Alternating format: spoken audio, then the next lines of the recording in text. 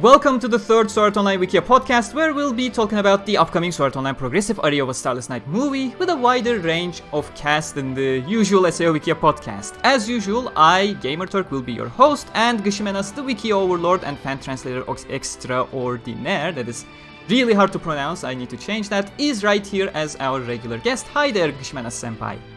Hiya. We have Celest over here, the bad friend from both SAO Wikia as well as the French SAO community, SAO Full Dive, or possibly some weird French pronunciation of it. Hi there, Sal. Hey.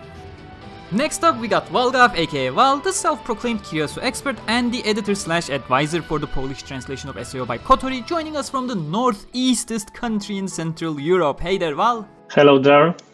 And last but not least, we have someone you certainly know if you frequent on Twitter or our SAO Discord, Siggy, the Sakuga and staff fanatic, who usually has some strong and blunt opinions, but is mostly here to just give us info about our new lovely director. Hi there, Siggy.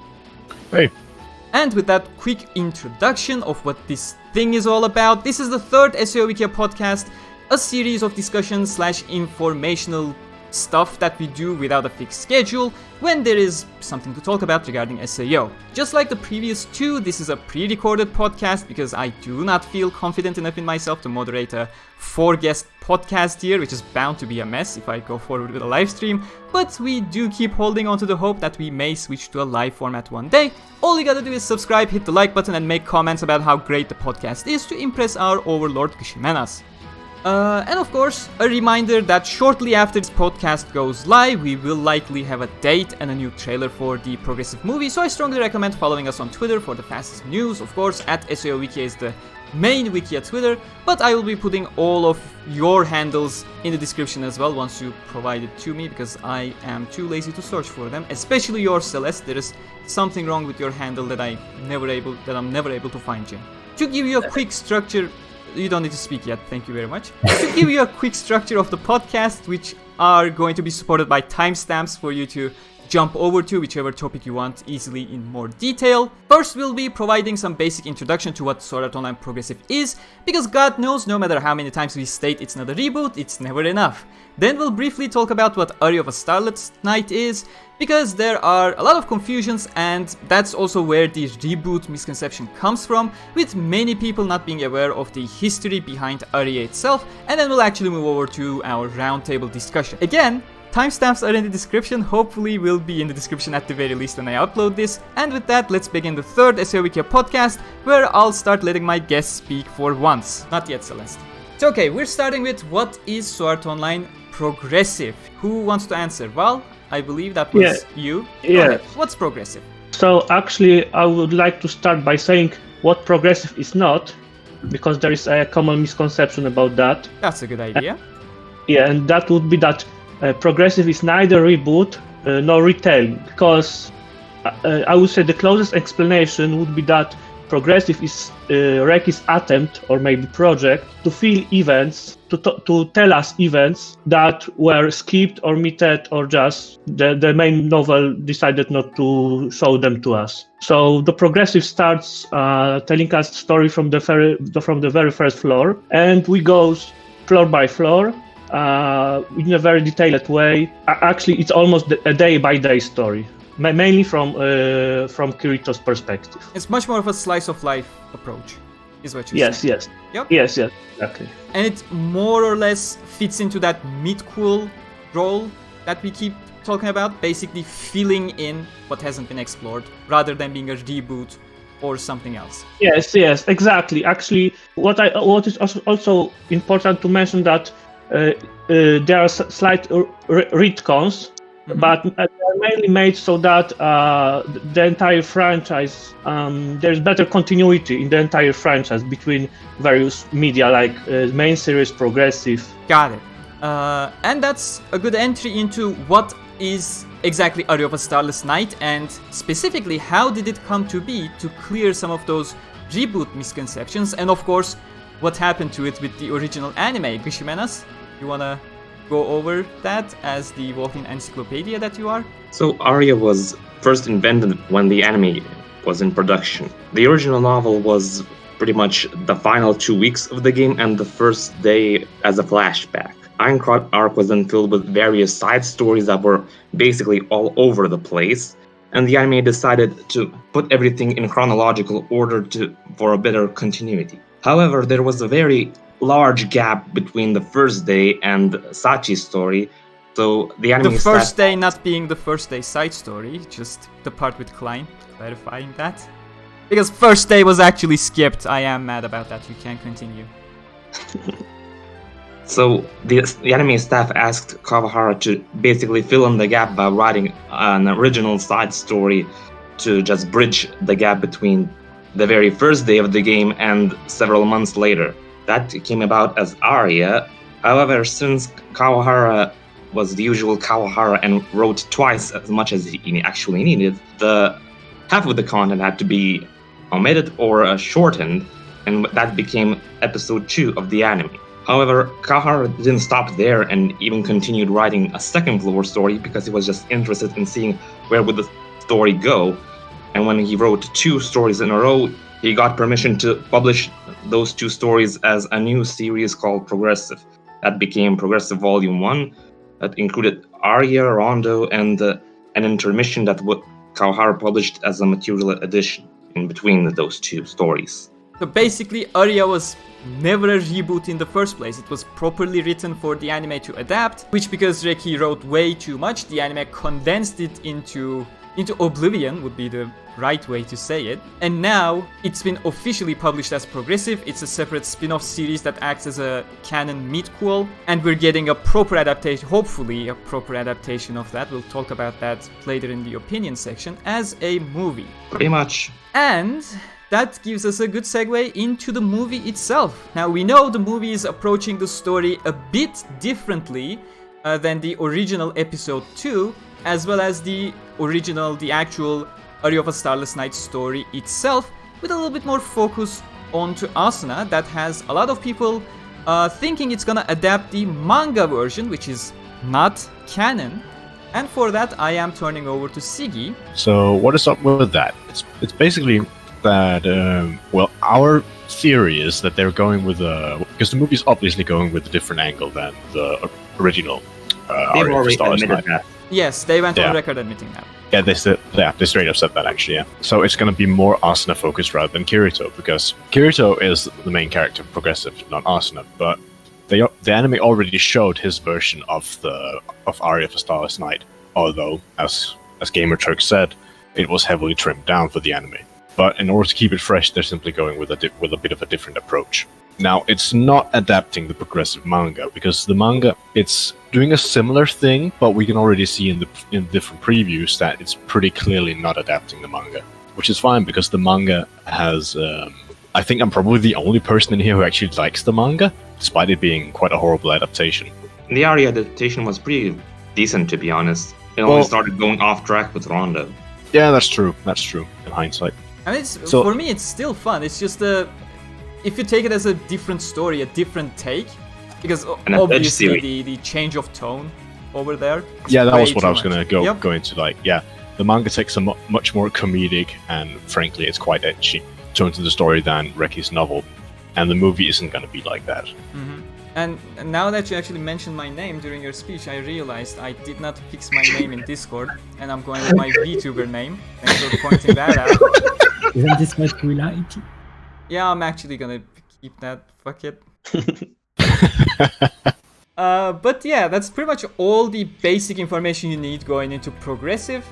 And with that, we are moving over to the opinion roundtable, which you can just speak whenever you feel like it. I am not going to direct questions to specific people, although some of these questions are obviously directed at specific people. But yes. I wonder what questions.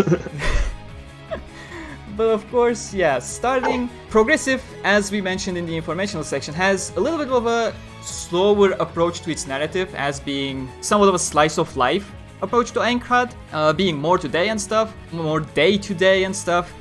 How do you generally feel like it? You know, it's different from the regular, slightly more, how to say it, actiony. It's not exactly actiony, but the main series still puts a bit more emphasis towards the progression of the action itself, whereas progressive is more about these two dorks living together.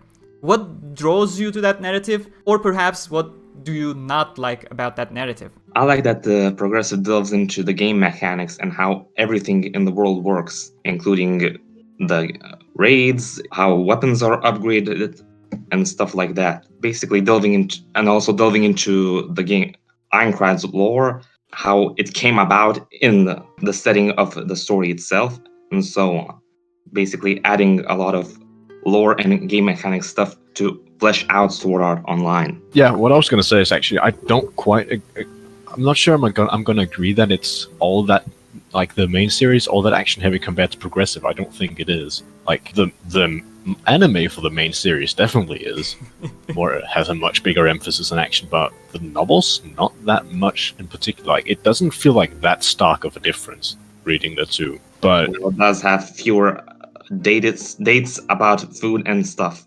Yeah, sure. It's definitely more down to earth, and it's much slower pacing. I'll definitely give you that. I 100%. Yes, agree. that was exactly what I was going for. Yeah. But like, if your only experience with the main series is watching the anime, and the movie turns out to be, well, a faithful adaptation, you're probably going to be in for quite a shock. That was actually one of the things I wanted to talk about. I am not sure if it's in our schedule, but how do you feel the general anime audience is gonna approach the progressive movie if it's an accurate adaptation? Because I said this quite a lot of times. I feel like progressive is what some fans think they want, but in reality, it's not actually what they think it is. Yeah, and you've said that before, and I remember.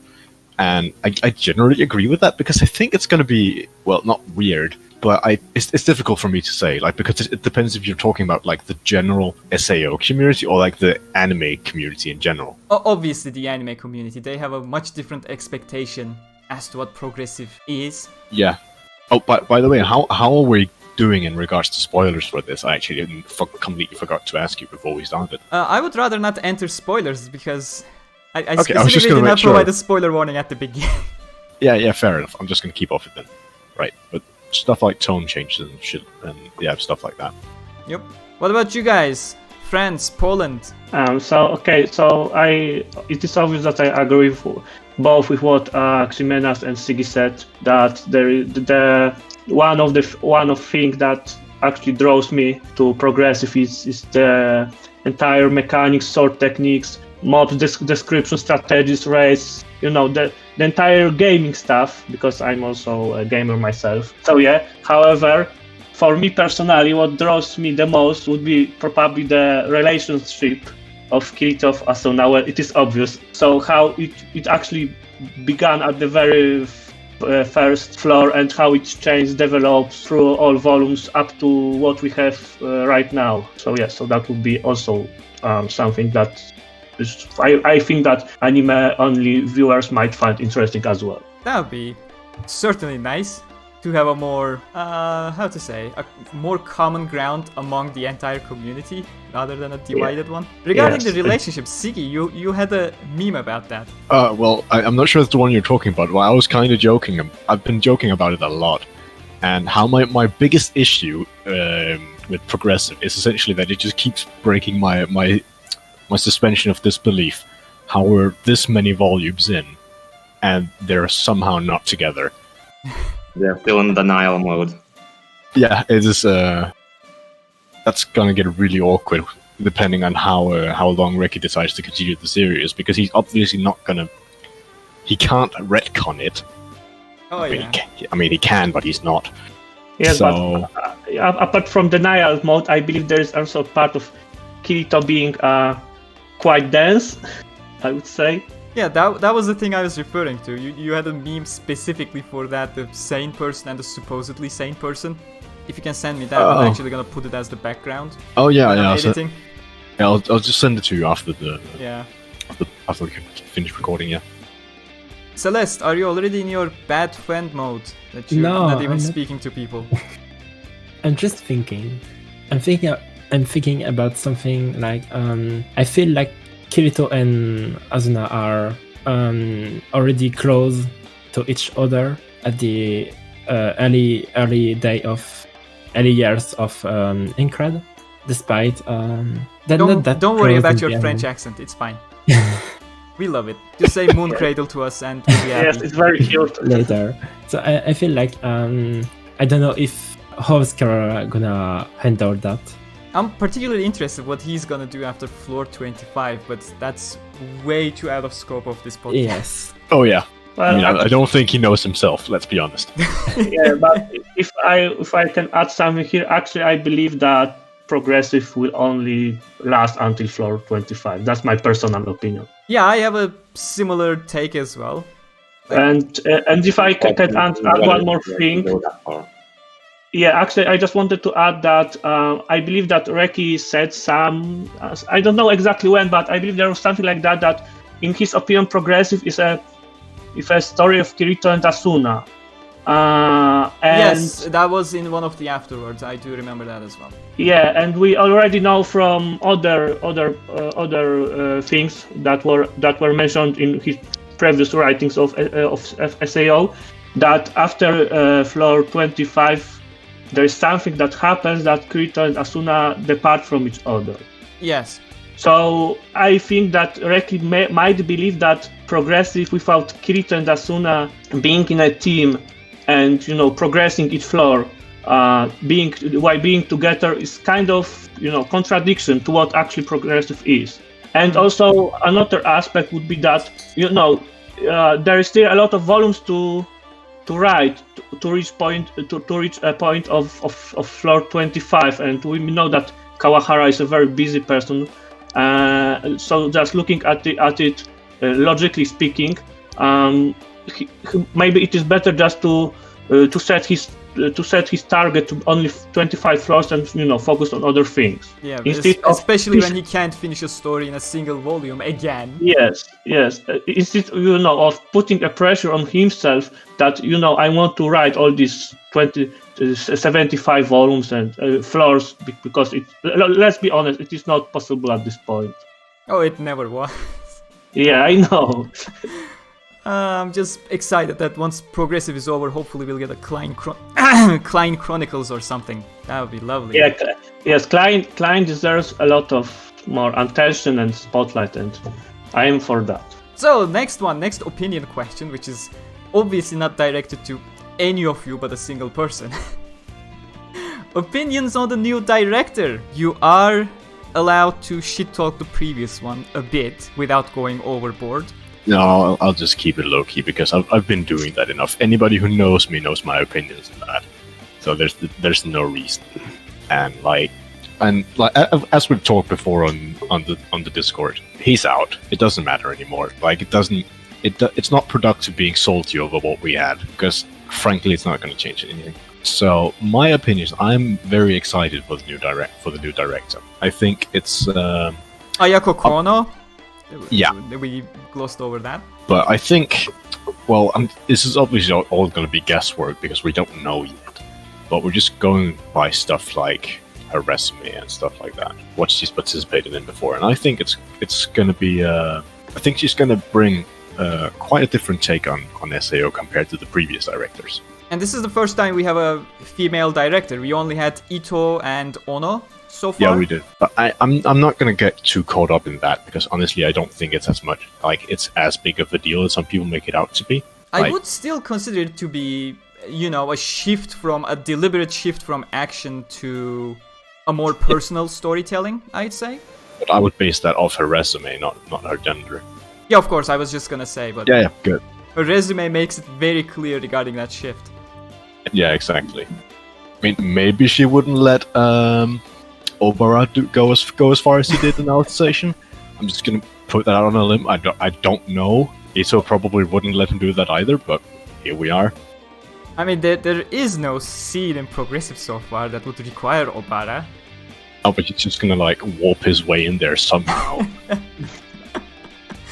But yeah, we have seen some of that in the trailers too, like her coming in with a new atmosphere. Yeah, I think, and it obviously fits Aria because, I don't know if I can say this, just cut it out if it's too much, but Aria is not a particularly action-heavy story, much like the rest of Progressive. So that obviously also reflects in the PV. like in our first trailer. I think there's like a single action shot in it, which is that one shot of Asuna in the dungeon at the very start. Exactly, yes. And that's it. The rest of the how long is it? Like a minute and a half? Should be, yeah. The PV, something like that. The rest of that is all character. We'll see what I'm we get very in the excited second about. PV. Oh yeah. I'm interested because there is not much action you can show without showing the full end of Aria. Yeah, without essentially showing the climax. Exactly. Which I doubt that they're gonna do. I mean, they can... Go ahead. Unless you want to tease the plot. Air quotes.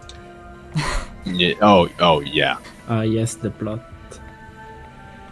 Hopefully the plot won't suffer this time around. I would unironically not be surprised if they put that in the next PV. I mean, they can. They would do that. What I imagine is that we will get a tease for Illfang, because everybody knows Illfang is coming anyways. It's the Floor 1 story. I think they could maybe end the PV with just a shot of He's appearing or opening the eyes.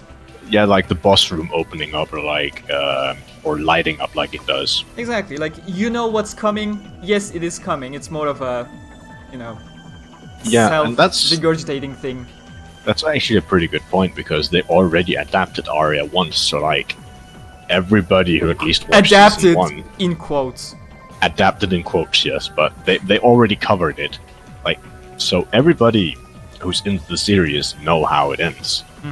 So maybe they wouldn't care about showing spoilers in the PV. I don't know. It's not like they have a history for caring about not spoiling people in the first place in TVs. Oh my god. If you know about the story and then watch the PVs, it's also obvious. And sometimes the PVs are just complete bait, like the special PV we got for episode, was it 18 of War of Underworld? 18 is the wake-up episode, right? The nightmare sequence. Oh my, don't it get is. me started. No. That was great. Let's move over to the next one, which, thanks to my amazing moderation here, I believe we already covered without me realizing. What do we actually expect from Aria movie? Do you guys expect it to be faithful to the original? Can we get that Anil Blade narrative going on? I don't think. Well, it's never going to be faithful, because they're doing a completely different route to it with Asuna's point of view instead of Kirito's. So in that sense, it's never going to be faithful to the novel at the very least. I wouldn't say that's not being faithful. It's just, as we always say, that's expanding the little things that we already had in the original. Well, yeah, I guess it could still be faithful, but it's never going to be this super accurate adaptation. But I don't think any of us is super caught up on that anyway. Because what we're getting instead is an expansion of stuff that we knew happened, because it was glossed over in the novel, but we know it happened. It's there. What about you guys? Siggy is dominating with his beautiful voice. What do you guys expect from the movie? I expect original content. More original content. So more than just what we saw in the trailers? Yes. Is it going to be original content or just an expansion of things that were glossed over in the novel? I think it's mostly going to be the latter. Celeste, that question was for you. Oh, sorry. Okay, what did you say? Well, maybe I will just add something from myself. Actually, when it comes to original content, I believe that mostly it will be at the beginning of the movie, because as we already saw in the PV, we have some Asuna original scenes while she is still in the real world. So I believe we might probably have, 15, maybe 20 minutes of introduction to the entire movie from Asuna's perspective, she's, in the school, having family dinner with the family. Maybe we've got some cameo of her older brother, from which we know she actually took a nerve gear device to log in. Are we gonna see Sugo, in your opinion? No. Back in a family meeting or something? Actually, that I haven't thought about it, but now that you mention it, it could actually be, quite a spicy trivia, spicy adding, I would say, because I believe all people that will see movie are probably know what happens after beating the death game. So yeah, but actually just to sum up what I wanted to say, that original content mostly would be at the very beginning, and during the movie we'll probably have what Gsimenas mentioned, extension, mainly from Asuna's perspective. So basically, the introduction phase of the movie, the first act setting up the stage for Asuna, that's where we'll get the extended original scenes, and the rest will be relatively faithful. Yes, albeit primarily from Asuna's perspective, because we saw it from Kirito's perspective already. Yes, exactly. Gsimenas, you're the big critic about the anime adaptations. So much so that your resolve was broken back in episode 4 or 5 of the Human Realm arc already. I wouldn't say broken, that just I got a bad vibe back in that, like, episode 5 when they just skipped Zakari like it didn't even exist, and then it was covered in a flashback. But I was entirely disappointed in the second half of the second core of the Alicization anime, where it just took a nosedive. With the Cathedral Assault, Rising and onwards? Yeah. What's your opinions on, what's your expectations of the Aria movie? Let's not go back too much to War of Underworld. We all have so much to say about that, I know. Yeah, actually, I just wanted to ask, so for the sake of our sanity, let's just not mention that cancer anymore. Well, I expect that the movie will focus more on character development than action scenes, because of who's actually directing the movie. So expect more delving into the emotional aspects of the characters, some character focus, and additional focus on portraying their emotional states and so on. I feel like that's a good segue into like actually talking a little bit about like why we believe that to be the case, because I don't think we did much of an introduction to the new director. Right. But given what we saw in the trailer, I feel like she could convey Asuna's emotion in a good way. I think the previews definitely gives that implication. Oh yeah. But just so we have it clear, like she's worked on a quite like compared to the previous two directors, who essentially mainly has worked on different kind of action shows, and like I think Ono's. I think his only directing credit so far is like the Asterisk War, which is your very, like, I'm not going to say too much about it, but it's your very box standard battle harem anime, right? And people weren't too happy about Asterisk War adaptation. No, I have not read the novel, but I have heard that the adaptation was not very good. But that is the usual for light novel adaptations, like, to be honest. Yeah, of course. But moving over to Kouno. Well, yeah, she's mainly worked on a lot of like mainly drama shows, which is where there's more slow paced, more focus on emotion kind of take comes from. This is why we believe that to be the case. Because she worked on, I do not remember, I'm going to be honest, I don't remember what exactly her role was, but she worked on Your Lie in April, which is, I think most people would have watched that. I remember she directed a few episodes, but she was not too involved with it. She was the assistant director on a show called After the Rain from Wit Studio, where she directed around half the episodes. And I think, I remember that Sakuga Boru, if anybody knows it, actually has a blog on her work on that exact show. So if anybody curious about it, just look it up, because maybe you can link it in the description or something. Yeah, I'll put it in the description, sure. That gives a much better view into it than I could ever convey here. Mm-hmm. I was also gonna say, she also has a partner, so to say, in the staff, right? That's the assistant director that we have in the movie as well. They usually work together, if I'm not mistaken. No, I don't remember so. No, but that's usually anime productions. Like people working on them have you have those intern relationships and stuff like that. That's usually how productions gets put together. Mm-hmm. So the director has quite a lot of impact on the kind of staff that gets brought in. Like for example, in War of Underworld, or Alicization as a whole, I guess, Ono also brought some friends along. For example, from his earlier studio. So the assistant director in Alicization, which was Takashi Sakuma, I'm probably butchering the hell out of his name, and I'm sorry. He worked with Ono previously, and also a guy whose name I'm sorry I can't remember, but he's the one who did all those really flashy fire explosion effects for both Quinellis and Gabriel as he blasted off. Oh, the fancy... Was that Waki? No, that was not Waki. It's someone else. I'm sorry, but I don't remember his exactly name, and I feel so bad. Yes.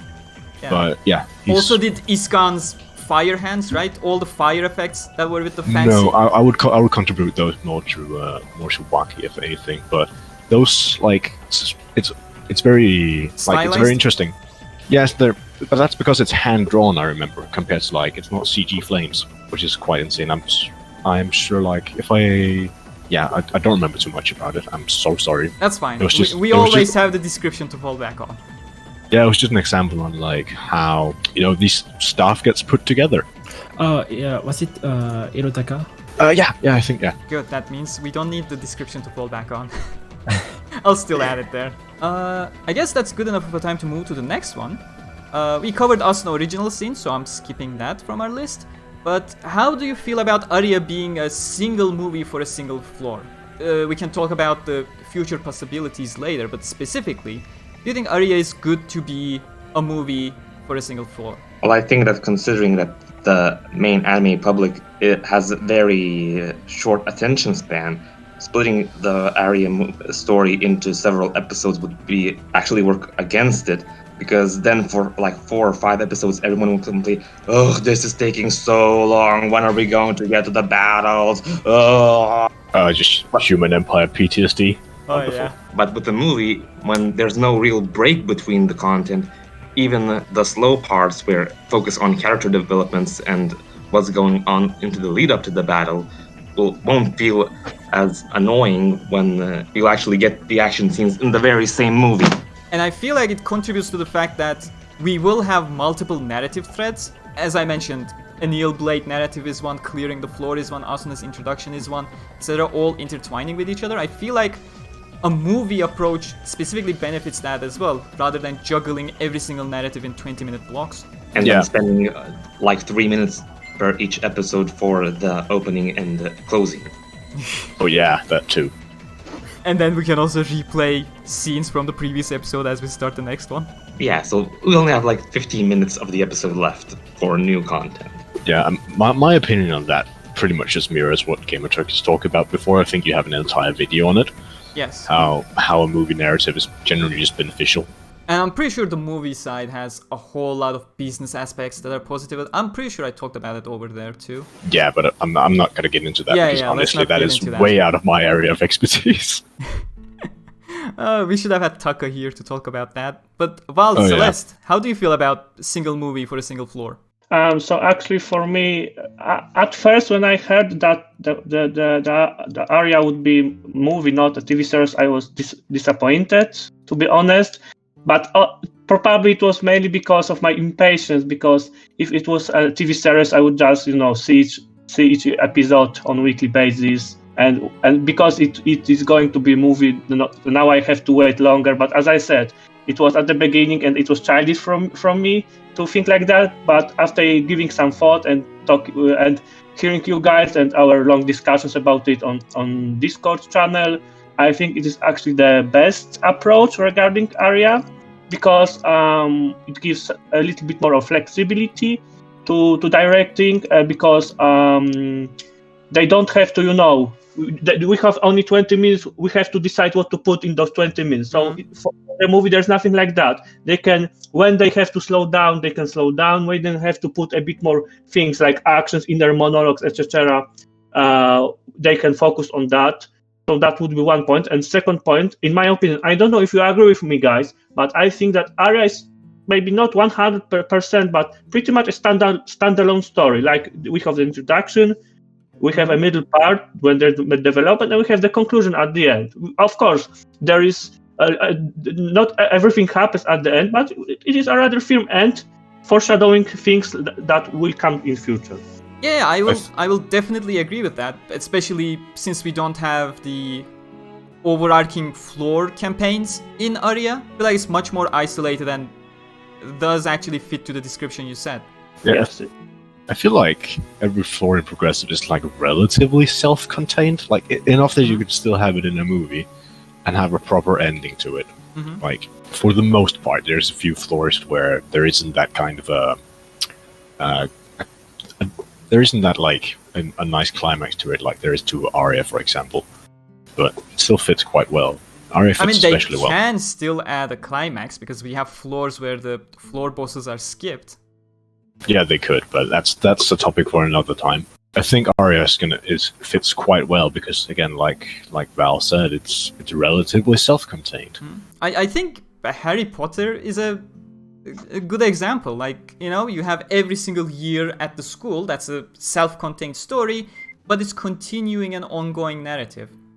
Oh man, I actually you can probably find many other examples. Just Harry Potter was yeah, the but first one I to love come to mind. I love the Harry Potter example because I've actually used that as a comparison to the SAO adaptation as well quite a few times, as in how to competently do it compared to the anime. But that is what it is.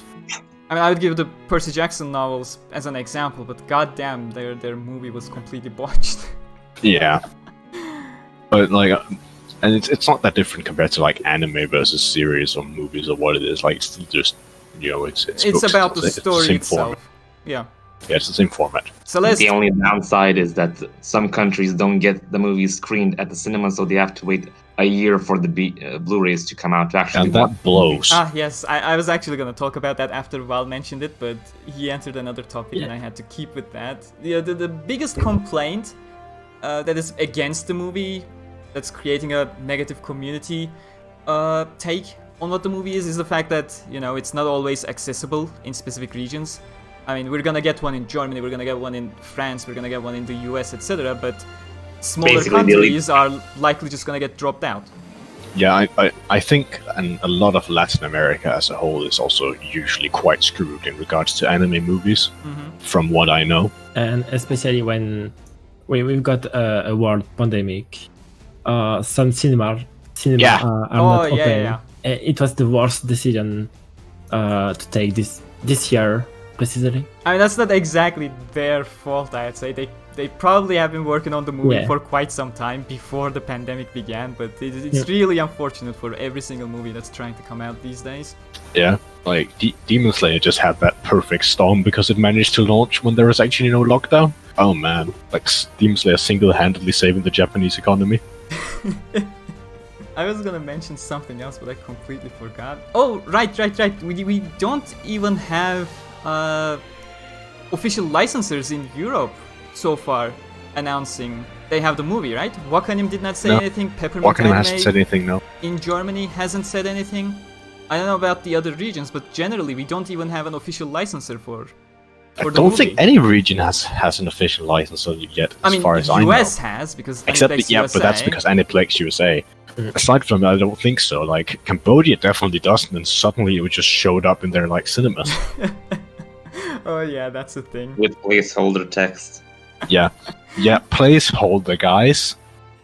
So have a complete meltdown. Isn't that also the website that lists it as 60 minutes rather than 100 something? Yeah, I remember. That's that was the 60 minutes. I'm eventually gonna talk to Pep myself to get a clarification whether we are getting a movie or not after we get the trailer 1 or 2 days after this podcast goes live. I'm just gonna put faith in Wakanim. Oh, Wakanim doesn't handle the theatrical releases. Yeah, they did the Alicization premiere in theaters, but that's that's because true. Alicization was gonna be a TV series. Ornell Scale, for example, was handled by Peppermint Anime over here And in the German-speaking did. room. I did not realize that. That means I am quite possibly screwed as well, or I have to go to Germany. What was that for France, for OS? in France, it was all the anime. Wakanim only did the translation, and as a result, Wakanim France does not provide the movie online as a web release, but it does in some country like Russian or Nordic countries. Yeah, that's one of the problems we have in Europe as well. The physical distribution and the digital rights are completely separate. Yeah. But that's an entirely different topic. We are actually coming towards the end, and I want to specifically ask, because I hate the fact that Copper keeps getting shafted from the series at every single corner that he should have appeared in. Do you think the Enel Blade narrative will be kept for a faithful adaptation, or axed like it has been axed from every single point it's mentioned in the Art Online story so far? And of course, I am having the first day summary video coming soon, so I gotta put that in here just to let you know. But how do you feel we're gonna approach those additional narrative threads? Specifically the Enel Blade narrative that we will have, because the story is supposed to be more Asuna-centric this time around in the movie. I think it'll get included if it's okay if I start. Asuna was there technically, so no reason to just cut it. Probably less focus on it, but I do expect it to include it because what else are they going to show in the movie if they want to make it run for nearly 2 hours? Yeah, and it also matters for like the eventual, Diablo Kibao plotline that happened later. But I don't think First Day getting continuously shafted is going to play that much of an impact into it. Because, at least not in my opinion, because I recently reread Aria, and from my perspective, you don't actually need to understand what happened in First Day. Exactly. I mean, that was the case in the Nightmare sequence as well, but that didn't stop them from cutting 66% of the Nightmare sequence. Yeah, true. But still, that's what I think, because...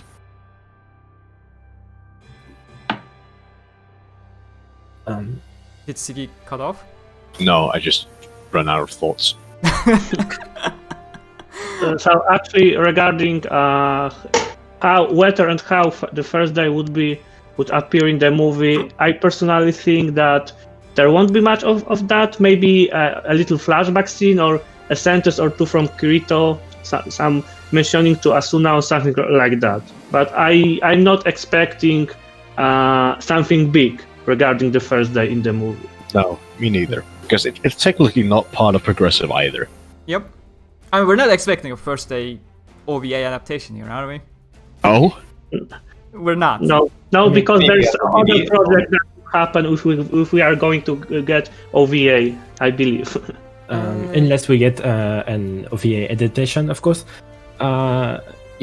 Some events from the First Day could complete events from Progressive movie. How nice it would be to get a 15-20 minutes OVA adaptation for the First Day as a Blu-ray bonus, rather than another side story that GSI that's actually a great idea, but I am afraid that people responsible for that, they are not interested at all in things like that. That's on my speculation, but I just don't... they are not interested, we know that since episode 2 of the original anime. Yes, the way they handled the franchise right now, it just doesn't give me much hope regarding this. At the very least, we can expect the Anil Blade narrative itself to be in the Progressive movie. Yes. Because that ties in with the climax as well. Yeah, and it really doesn't matter that you don't have the context from the First Day. Yeah, it helps, like, it's a cool little detail if you know, it's like, oh, that's how it happened, but it doesn't really matter. Yep, exactly. Yeah, well, the First Day, more focus on the First Day would make sense if we got the usual approach with Kirito's POV, right? Because there are some inner monologues of Kirito when he actually sometimes goes back to the First Day in the Progressive, but since we've got Asuna focus, there's actually it wouldn't make much sense if we have a lot of focus, or actually some major focus on the First Day. An additional question here, trying to cover it without any spoilers. What do you think the post-credits scene for the movie is going to be? Are they gonna adapt intermission over there? Or are they just gonna finish with opening up the door and the small Kirito and Asuna bit? Actually, and announce Rondo as they do that? Well, go on, Siggy, please. I don't think... something later. I don't think they're gonna include... I don't think they're gonna adapt the intermission in the movie at the very least. Like, that's not happening. But and what about the other one? Well, I think that's definitely the most likely, like, post-credit scene is just the ending of Aria, like, that happens. And then announcing Rondo as a movie as well? Yeah, exactly, like you said. Yes, please give more movies. Yeah. Announcing Whiskers as a Blu-ray bonus. OVA. Now, that's something that's gonna get you to buy the limited edition from Japan. Well, I mean, they have to do something to incentivize buying the Blu-rays. It's not like they're gonna pull the ordinal scale trick on us again, right? Right, guys? Yes, of course. Actually, yes, I mainly agree with what Siggy said regarding intermission and post-credit scene. What I'd like to say is that, but maybe it is more wishful thinking from myself, but maybe something from Kayaba's perspective as a post-credit sense. I don't know how he's logging in or something like that. That could be nice, actually. I never thought about that. Yeah, it would be that, original sense that we've got credits all rolled happened, and we've got Kayaba, how he's putting nerve gear or maybe something regarding administrating in the game. Watching everything just play out at that point in the story. Yes, exactly. That would be nice. Speaking of, do you expect any cameos in the story? Like the beginning scene, the original anime had Shilika, Lisbeth, and Asuna in that first episode with their getting shocked at the announcement. Do you expect additional characters that we know from the rest of the series? Maybe we'll get Argo. Yes, I believe, as she said, we can have Argo, maybe Eiji and Yuna, just 1-2 seconds of them. No, in the anime, we might get 20 and more seconds of them, just because the anime is babies. Before Yuna joins the Floor 1 battle, just to promote Ordinal Scale. I would quit. Could be a case. I quit. Okay, that's it. Let's move on to the final question because we're approaching the 1 hour mark, which is the perfect duration for these kinds of things. Every single one of you will get a shot. What is the one scene you're looking forward to the most in the movie? And secondly, what is the one scene you feel like the anime is most likely to not get right? Before we go on, just regarding spoilers, because I believe it might the answers might spoil a lot. I don't know, how do you want to play this one out? This is how we're gonna play it out. This is your spoiler warning for the final question. If you don't want spoilers, you are better off hitting that like button and closing your tab right now. Thank you very much for listening to us. Okay. Now you all can go ahead. I'm gonna go first. The scene I expect the most is the very first scene where Asuna meets Kirito meets Asuna, because this is I feel like this scene is, how to say it, sets up the stage perfectly for Asuna, her mindset towards the game. Yes, but that's not all. It's something like every MMO players wants to adventure, like meeting some fellow players in a deadly game, and that's what I want to watch the most. And what do you think the movie will potentially screw up? That's actually a harder question. Yes, because I don't know much about the director, but if they screw up a certain load scene, I riot. Gsimenas, you're next in line. I don't have any particular scene that I'm looking forward to in Aria. I just want some more Argo Divan. How did I not see that? Argo scene is good for me. And do you feel any of those Argo scenes are going to be butchered by the anime? I'm not really sure. Because of this new director, I don't really know what to expect from her just yet. So I'm keeping an open mind and not jinxing stuff like Ascension Someone. No idea who you're talking about. Neither. So, if I may now, can speak. Go ahead. So, since Gsimenas mentioned Argo, I would like to reference that because there's a certain scene with her and Asuna in the light novel, and I hope that this scene will be adapted pretty well. You mean the one with an illustration? Yes, that's right. Well, since I am a great Kiriasu fan, I am mostly looking forward to every scene with Asuna, with Kirito Asuna interactions, and yes, this one, but mostly this one scene that you mentioned. What about? I feel they might screw up. Well, maybe screwing up would be too much to say, but since we are probably not going to have anything from Kirito's point of view, I'm afraid that we might not have things like Kirito thinking how beautiful and talented Asuna is. I know it is shallow, but for personally for me, I find things like that very enjoyable. It's actually the final scene, the post-credit scene I was initially imagining, the ending of Aria.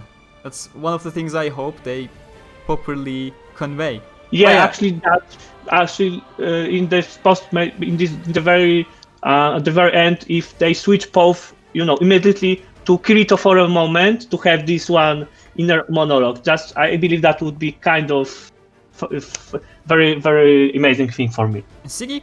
Yeah, so what I'm actually looking forward to the most in the movie is actually not something from the novel, because I'm very interested in seeing what they're going to do with the original content at the very start. Right. The original stuff that we're supposed to get. Yeah, well, more like the expansion, what they're expanding on, but yeah. I mean, they did adapt it in the original anime. 2 seconds in the opening. Yeah, in the Asuna got OP, for that. but OP has the most faithful adaptation. We don't know. That was the case for Alicization. Oh yeah, it was.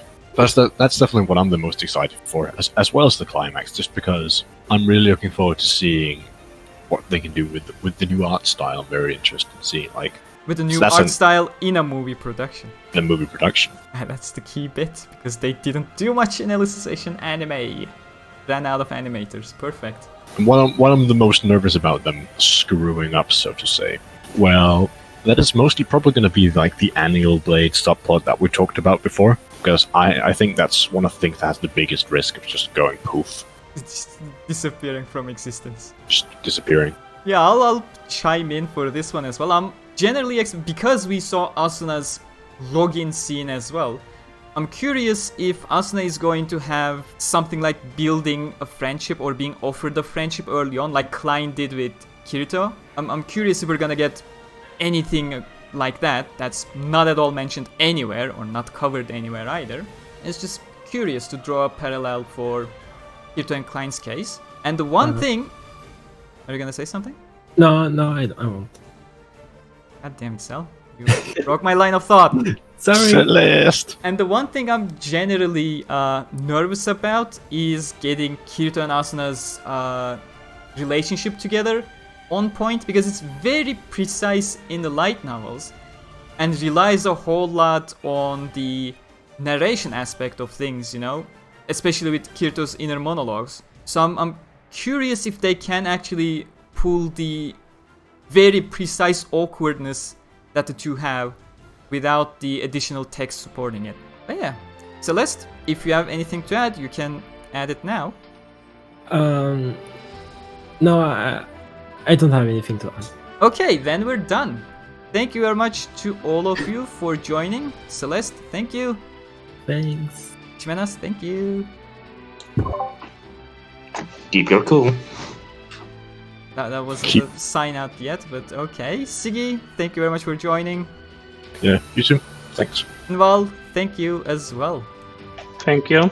We'll see you in a future SAO podcast somewhere down the line, eventually, when there's something to talk about. We're still waiting on that Progressive Volume 7.